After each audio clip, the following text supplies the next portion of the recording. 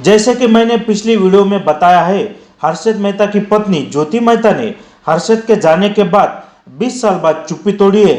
अपनी बात कहने के लिए उन्होंने एक वेबसाइट निकाली है जिसमें उन्होंने 20 साल में क्या क्या सहा है यह सारा बताया है। हर्षद मेहता की माताजी रसीला मेहता ने स्कैम 92 की खबर बाहर आने से पहले 3-4 साल पहले हीरो होंडा के कुछ शेयर्स खरीदे थे जिनका स्कैम 92 से कोई संबंध नहीं था।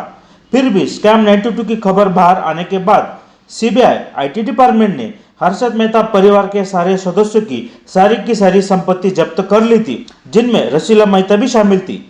हर्षद मेहता जिंदा थे तब तक किसी न किसी तरीके से परिवार का गुजारा चल रहा था, लेकिन जब 2001 में हर्षद मेहता का निधन हो गया तब सरकारी डिपार्टमेंट और बैंक ने हर्षद मेहता ना होने का फायदा उठाना शुरू कर दिया।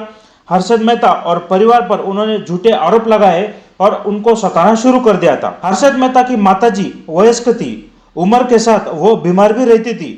अस्पताल में जाने के लिए और दवाइयाँ लेने के लिए भी पैसा लगता था, लेकिन सीबीआई और आईटी डिपार्टमेंट ने उनकी सारी संपत्ति जब्त कर ली थी। देखा जाए तो स्कैम 92 में रसीला मेहता का कोई भी संबंध नहीं था, फिर भी उनका सारा का सारा पैसा जब्त कर लिया था। उनको खुद की बीमारी के इलाज के लिए, खुद की बीमारी के दवाइयों के लिए भी सरकारी डिपार्टमेंट पैसा नहीं देता था। इतना बुरे तरीके से हर्षद मेहता की माताजी को परेशान किया गया था। भारतीय कानून के मुताबिक रसीला मेहता एक सीनियर सिटीजन थी। उनकी इच्छा थी कि उनके देहांत से पहले हर्षद मेहता और परिवार के विरुद्ध जो भी कोर्ट केसेस चल रहे थे उन सारे कोर्ट केसेस का रिजल्ट जल्दी आ जाना चाहिए। इसलिए 2011 में सुप्रीम कोर्ट में उन्होंने एक याचिका दायर की। उन्होंने याचिका में कहा कि सीनियर सिटीजन होने के कारण और बढ़ती उम्र के कारण उनके केसेस की जल्दी सुनवाई की जाए, लेकिन कोर्ट ने उनकी बात सुनी नहीं। 2020 में हर्षद मेहता की माताजी रसीला मेहता का निधन हो गया, लेकिन अभी भी कुछ कोर्ट केसेस चल रहे हैं। हर्षद मेहता के एक कजिन ब्रदर थे जो एक डॉक्टर थे। उनका शेयर मार्केट या स्कैम 92 से कोई संबंध नहीं था। फिर भी स्कैम 92 की खबर बाहर आने के बाद सरकारी अफसरों ने उनकी भी सारी संपत्ति जब्त कर ली थी। उन कजिन ब्रदर को अपनी बीमारी किडनी स्टोन का ऑपरेशन करवाना था, जिसके लिए 30,000 रुपये लगने वाले थे, लेकिन उनकी और मेहता परिवार के सारे लोगों की उन्होंने संपत्ति जब्त कर ली थी। इसलिए सारा मेहता परिवार मिला के भी उन कजिन ब्रदर के ऑपरेशन के लिए 30,000 रुपये जुटा नहीं पाया। यह सारी जानकारी ज्योति मेहता ने दी है अपनी वेबसाइट पे विद प्रूफ जानकारी के साथ, सरकारी डॉक्यूमेंट के साथ उन्होंने ये सारी जानकारी। ज्योति मेहता बताती है कि हर्षद के जाने के बाद एक बात के लिए सरकारी डिपार्टमेंट उनसे और उनके परिवार से 300 बार पूछताछ करता था। यह एक प्रकार से मेंटल हरेसमेंट थी। उनकी सारी संपत्तियां जब्त हो चुकी थी। 20 साल तक हर्षद मेहता के परिवार के पास कोई भी बैंक अकाउंट नहीं था, और यह सब जिस स्कैम के बाद हुआ उस स्कैम की खबर ही झूठी थी।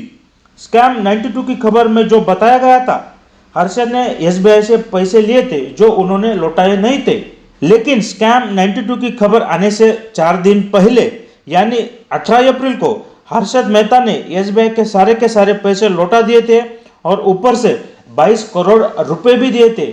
और यह सारी बात सुप्रीम कोर्ट में, हाई कोर्ट में प्रूव हो चुकी है। इसके सारे सरकारी डॉक्यूमेंट ज्योति मेहता ने अपनी वेबसाइट में भी दिए। यह बात कोर्ट केसेस में साबित होने के बाद भी आज तक हर्षद मेहता को एक स्कैमस्टर कहा जाता है। उन कोर्ट केसेस के सारे डॉक्यूमेंट जैसे कि मैंने बताया सारे के सारे ज्योति मेहता ने अपने वेबसाइट पे दिए। ज्योति मेहता बताती है कि स्कैम 92 की खबर 22 अप्रैल 1992 को बाहर आई थी। उसके एक दिन पहले उस समय के एसबीआई के चेयरमैन एन गोपुरिया जी ने इकोनॉमिक टाइम्स में एक इंटरव्यू दिया था। उन्होंने इस इंटरव्यू में कहा था कि हर्षद मेहता ने सारे के सारे पैसे लौटा दिए हैं। उनके साथ मिस कैलकुलेशन हुई थी जो अभी सॉल्व हो चुकी है। अब हर्षद मेहता के पास कोई भी हमारा पैसा पड़ा नहीं है। यह सारी जानकारी इकोनॉमिक टाइम्स में एक दिन पहले आई थी। 4 दिन पहले हर्षद ने सारे के सारे पैसे लौटा दिए थे। यह सारी जानकारी जिस व्यक्ति ने आर्टिकल में पब्लिश की थी उनको पता थी, लेकिन फिर भी उन्होंने झूठी जानकारी के साथ एक आर्टिकल पब्लिश किया और उसके बाद शेयर मार्केट तो गिर गया। लेकिन हर्षद मेहता और उनके परिवार का एक बड़ा नुकसान हो चुका है जो अभी तक भरा नहीं गया है। क्योंकि आज भी हर्षद मेहता को घोटालेबाज कहा जाता है। स्कैम 92 की खबर बाहर आने के बाद सीबीआई, आईटी डिपार्टमेंट जैसे सरकारी डिपार्टमेंट हर्षद मेहता के पीछे पड़ गए थे, क्योंकि हर्षद ने उस समय के पीएम पीवी नरसिम्हा राव पर भी लांचखोरी का, घूसखोरी का आरोप लगाया था। दूसरी वजह है कि हर्षद मेहता बियर्स के साथ भिड़ गए थे, उनसे उन्होंने पंगा लिया था। बियर्स को शॉर्ट सेलिंग में फायदा होता था, लेकिन Harshad Mehta long term investment की बात करते थे, जो आज 2022 में प्रूव हो चुके हैं। 1992 या 1990 में जिन्होंने हर्षद मेहता के शेयर्स में इन्वेस्ट किया था, वो आज करोड़पति बन चुके हैं। इसलिए हर्षद मेहता कहते थे कि अगर हमारे देश की प्रगति करनी है तो हमें लॉन्ग टर्म में इन्वेस्टमेंट करना होगा, और वही लॉन्ग टर्म का इन्वेस्टमेंट बियर्स के विरुद्ध जाता था, क्योंकि लॉन्ग टर्म इन्वेस्टमेंट से बियर्स को नुकसान होता था। इसलिए बियर्स ने साथ आकर सीबीआई, आईटी डिपार्टमेंट को हर्षद मेहता के पीछे लगा दिया, और हर्षद मेहता के जाने के बाद भी वो सरकारी डिपार्टमेंट हर्षद मेहता के परिवार को परेशान करते रहे। बार बार 300 बार पूछताछ कर टॉर्चर करते रहे। इतना बुरा समय आने के बाद भी हर्षद मेहता विदेश भागे नहीं, जो आसानी से भाग सकते थे। किसी भी ब्रोकर से पैसा लेकर विदेश में जाकर सेबी में अपना शेयर्स का काम वो बाहर से भी कर सकते थे, लेकिन हर्षद मेहता को अपने देश की न्याय व्यवस्था पर विश्वास था, इसलिए वो देश से भागे नहीं। जैसे कि आज के हम देखते हैं बहुत सारे स्कैमस्टर स्कैम करके पैसा लूट के विदेश भाग जाते हैं, और विदेश से फिर भी हमारे देश के स्टॉक मार्केट में काम करते हैं, इन्वेस्ट करते हैं और पैसा भी कमाते हैं। लेकिन हर्षद मेहता ने ये किया नहीं।